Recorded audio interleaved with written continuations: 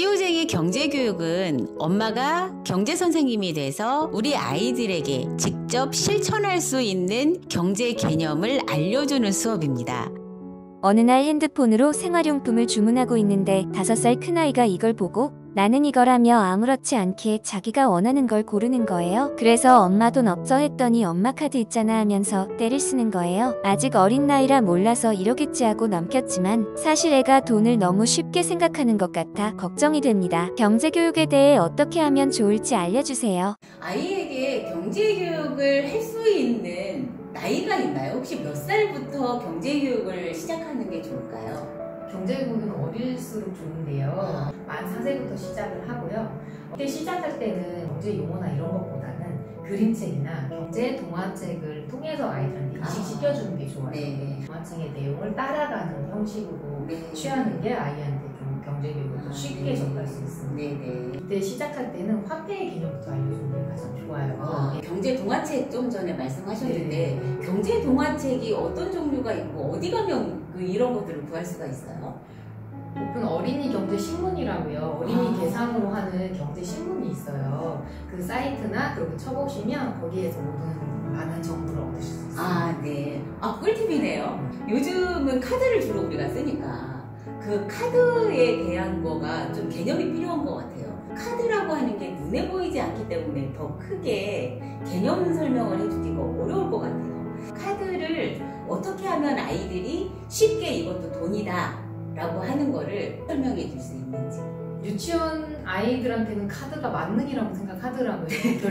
내가 원하는 게 있으면 무조건 결제가 된다. 네. 근데 아이들한테 이 카드는요, 나의 신용을 담보로 쓰는 거라는 개념이 되게 중요한데요.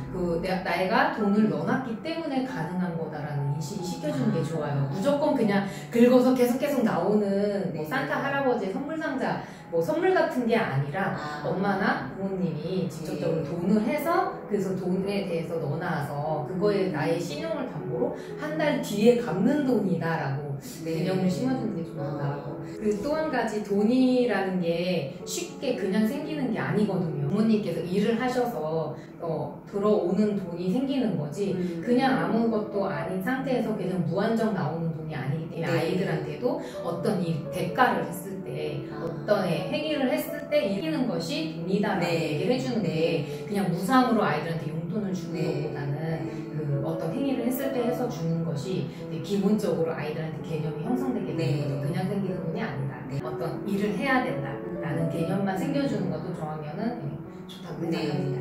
혹시 이런 거를 쉽게 우리 아이한테 설명해 주려면 그 경제 동화? 이런 거를 좀 활용하면 도움이 많이 될까요?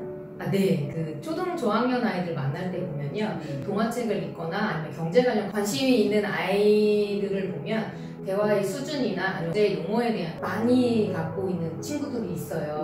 그렇지만 이런 경제 동화나 일반적인 동화에 대해서 관심이 없는 아이들은 그 개념 자체가 좀 없어서 경제의 수준 차이는 굉장히 크다고 볼 수 있어요. 같은 학년이지만 관심 있는 아이들과 관심 없는 아이들의 차이는 굉장히 커질 수 있다.